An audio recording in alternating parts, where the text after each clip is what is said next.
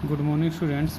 Last videos में हमने fifth chapter की 5.1 और 5.2 एक्सरसाइज की, जिसमें 5.2 एक्सरसाइज में हमने क्या किया था, पद को निकालना, दिए गए पद को निकालना, या फिर हमें क्या निकालना होता था भी, अंतिम पद दिया होता था और पदों की संख्या ज्ञात करनी होती थी। इसमें जो मोस्ट इम्पोर्टेंट क्वेश्चन था वो क्या था, पदों की संख्या ज्ञात करना। अब थर्ड एक्सरसाइज में हमारे पास आता है भी किसी भी श्रेणी के जो दिए गए पद हैं उन पदों का योगफल ज्ञात करना। तो पदों का योगफल ज्ञात करने के हमारे पास दो प्रकार के फार्मूले होते हैं, दो प्रकार के सूत्र होते हैं, जिनका प्रयोग करके हम दिए गए पदों का योगफल हम ज्ञात कर सकते हैं। जो भी श्रेणी हमें दी गई है उसमें जितने पदों का योगफल ज्ञात करने को दिया गया वो हम उन फार्मूलों की सहायता से ज्ञात कर सकते हैं। तो जैसे हम करते हैं अपने पास भाई, आज हमारे पास है एक्सरसाइज 5.3, जिसमें हमने क्या ज्ञात करना है भाई,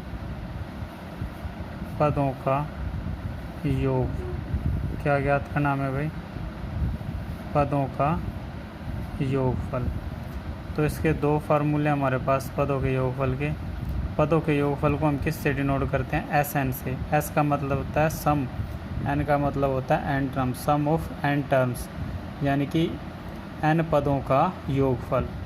तो पहला फार्मूला क्या होता है, एन बटे 2, 2a प्लस एन माइनस 1 गुणा में टी। ये पहले वाला फार्मूला होगा हमारे पास। एन क्या होता है, पदों की संख्या, जितने पदों का योगफल ज्ञात करना होता है। ए क्या होता है, प्रथम पद। डी क्या होता है हमारे पास, सार्वंतर। दूसरा फार्मूला क्या है हमारे पास, एस एन बराबर एन बटे 2 ए प्लस ए एन।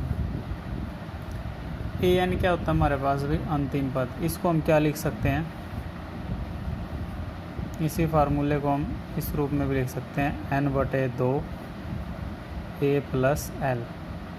एल लिख लो या ए एन लिख लो, बात एक ही। एल का मतलब ये होता है लास्ट टर्म, लास्ट टर्म का मतलब अंतिम पद, और ए एन को भी हम क्या मानते हैं, अंतिम पद मान लेते हैं यहाँ पर। और आप इन दोनों तरीक़ों से क्या भी लिख सकते हैं इस फार्मूले को। ये फार्मूला कब अप्लाई होता है, जब अपने पास श्रेणी का अंतिम पद भी दिया गया हो। लेकिन यदि श्रेणी का अंतिम पद नहीं दिया गया तब इस फार्मूले को हम यूज़ नहीं कर सकते। तब अपना कौन सा फार्मूला चलता है, ये फर्स्ट वाला ही चलता है। जैसे हम कोई एग्जाम्पल लेके चलते हैं, हमारे पास एक एग्जाम्पल दिया है, ये अपने पास एक्सरसाइज 5.3 क्वेश्चन फर्स्ट, इसको हम कर लेते हैं अपने पास फर्स्ट पार्ट। तो इस फर्स्ट पार्ट में क्या कहता है हमारे पास, 2, 7, 12, ये कोई श्रेणी है। कहता है भी इसके 10 टर्म्स का,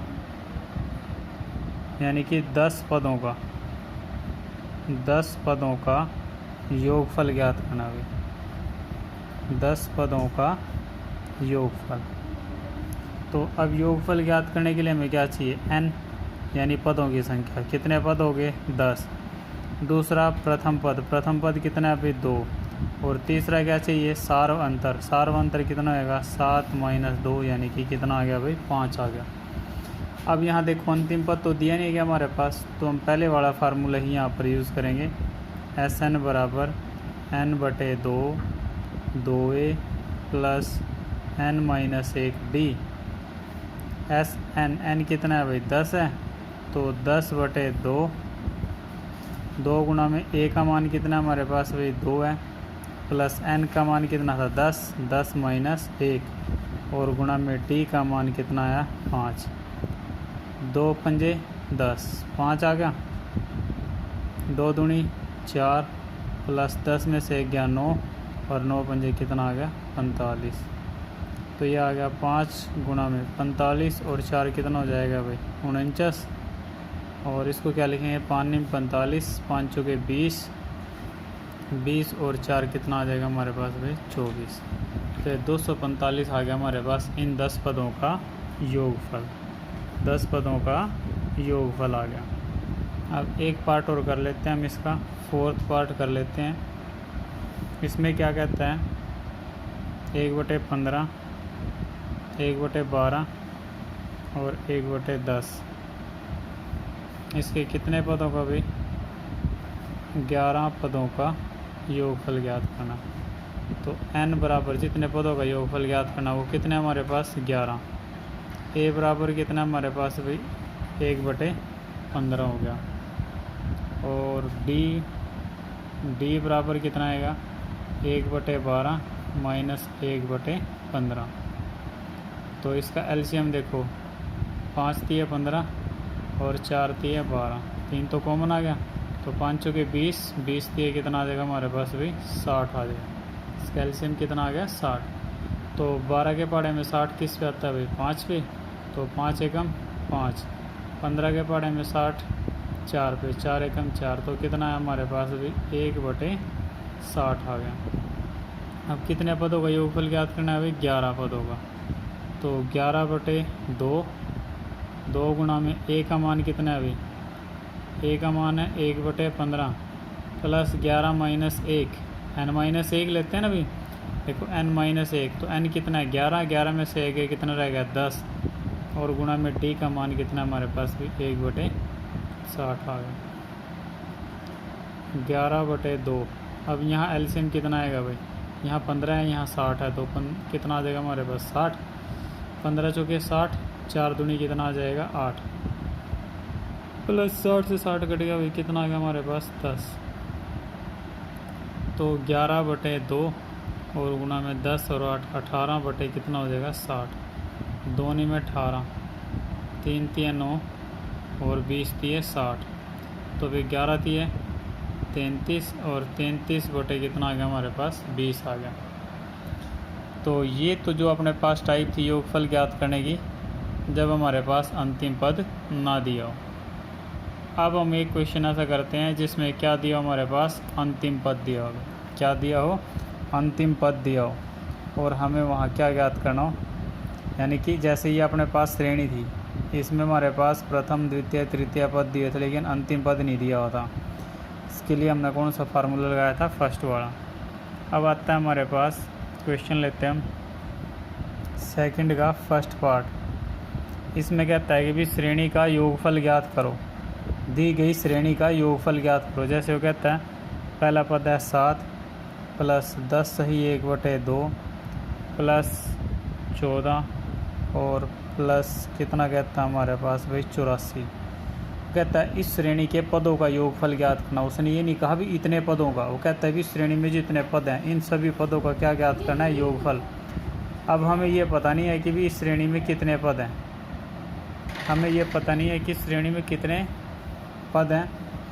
तो सबसे पहले तो योगफल ज्ञात करने की जो कंडीशन होती है वो यही होती है कि भी श्रेणी में आपके पास पद कितने हैं। अब यहाँ देखो क्या क्या चीज़ दी है वो नोट करो। देखो दोबारा एक बार फिर मैं रिपीट करता हूँ, पहला पद दिया, दूसरा, तीसरा और क्या दे दिया अंतिम। तो कहता है इस श्रेणी के सभी पदों का योगफल ज्ञात करो।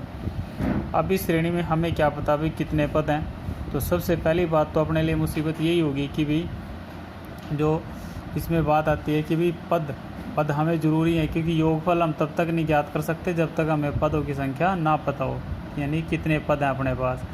तो सबसे पहला अपना जो यहाँ पे काम होगा वो यही होगा कि हमें क्या ज्ञात करना है भाई, यहाँ पर पदों की संख्या, जो हम लास्ट इसमें सेकंड एक्सरसाइज में करके आ चुके हैं। तो यहाँ सबसे पहले क्या दिया, a बराबर कितना है 7, d बराबर 10 दूनी 20 और 1 21/2 और माइनस 7/1। तो एलसीएम कितना आ गया भाई 2, 21, 7 दूनी 14, 21 में से 14 गए कितना रह गया भाई 7/2। तो अपना सारवंतर कितना आ गया 7/2। अब अंतिम पद दिया, अंतिम पद को हम किससे दर्शाते हैं हमेशा an से, और an कितना है भाई 84।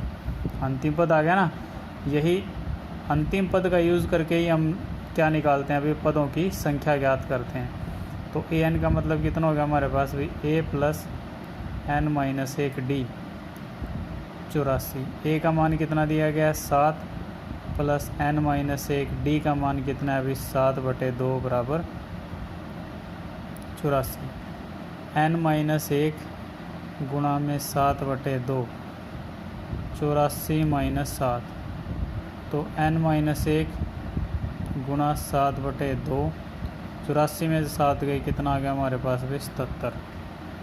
तो ये क्या आएगा n-1 बराबर 77 गुणा में 2/7, 7/2 गुणा में तो साइड जा क्या हो जाएगा, भाग में हो जाएगा, यानी पलट के लिख देंगे। 2 ऊपर चला गया और 7 नीचे आ गया। 7 एकम 7, 11 सत्ते 77। तो n बराबर कितना हो गया, 11 दूनी 22। एक माइनस का था, इस साइड आगे किसका हो गया, प्लस का। तो n बराबर 22 और 1 कितना आ गया हमारे पास भाई, 23। तो इस श्रेणी में कितने पद आ गए, 23 पद। तो हमें क्या ज्ञात करना है, 23 पदों का योगफल। तो एस एन कितना आएगा, n/2 और a + an, क्योंकि अंतिम पद दिया गया ना, तो हम ये डायरेक्ट ये फार्मूला लगा सकते हैं यहाँ पर। n कितना है अभी, 23/2, a का मान कितना है 7, और an अंतिम पद कितना है हमारे पास भाई, 84। तो 23/2 और 84 और 7 कितना आ जाएगा हमारे पास भाई, 91। तो आप इसको हल कर लोगे, वो अपना क्या आएगा, आंसर आ जाएगा। तो अपने पास ये 2 टाइप के क्वेश्चन है। पहले में क्या दिया होता है हमारे पास भी, पदों की संख्या दी होती है, लेकिन दूसरी टाइप में पदों की संख्या नहीं दी होती, क्या दिया होता है, सिर्फ अंतिम पद दिया होता है। तो जब अंतिम पद दिया होता है तो उसमें हमें क्या ज्ञात करना होता है भाई, पहले पदों की संख्या ज्ञात करनी होती है। ठीक है।